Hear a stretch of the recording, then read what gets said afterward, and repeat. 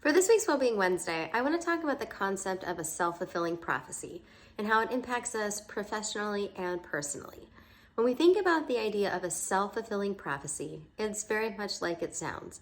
We have a belief about something that's going to happen, and because we're believing that something is going to happen, we inadvertently end up acting in certain ways that end up feeding in to make that whatever belief is come to fruition. For instance, we see this in a business context where many individuals think, oh, well, it's the holiday season and now business is going to slow down and people aren't going to be around.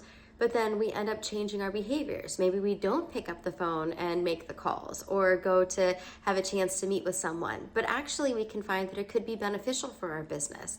The fact that because there aren't as many people around, it may be easier to get an appointment with that one vendor that normally we couldn't. Or we have the excuse of the holidays to reach out and to connect and have it not just be a sales call, for instance. We also see this personally, where there can be a lot of stress and tension with family members that we may be seeing around the holidays. Individuals are expecting that they maybe didn't have the year that they wanted to have, and they're going to have a family member asking them questions, and they're going to feel uncomfortable or awkward.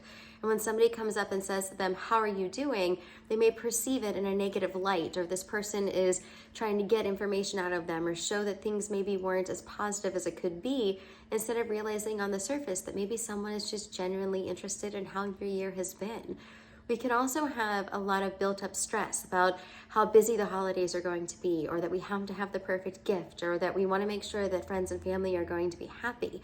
And by putting that much stress and pressure on ourselves, it makes us more tired and exhausted, uses up many of our resources, which then put us on edge, which can then trigger other individuals and continue the cycle. So it's going to be important for us to think both personally and professionally about what are some of the expectations that we are setting, some that may feel uncomfortable, but to challenge those for ourselves, to rethink about them. Are there ways that we can reframe it in a positive light or see it as a benefit instead of just a negative? Is there the opportunity to connect with someone that we haven't had the chance? If there is a stressful situation, we can obviously have plans to extricate ourselves from them, but not immediately going into a situation assuming and expecting that it's going to go to the negative. While many people say they want to do that to feel prepared, it can actually set us up to have more stress and more anxiety.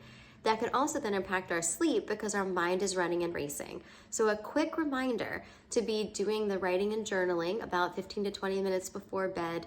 Write down all the things that you may be anxious with about the holidays and that's keeping you awake at night, and start to problem solve through solutions, or take an opportunity to challenge those thoughts and reframe them in positive ways. Be well.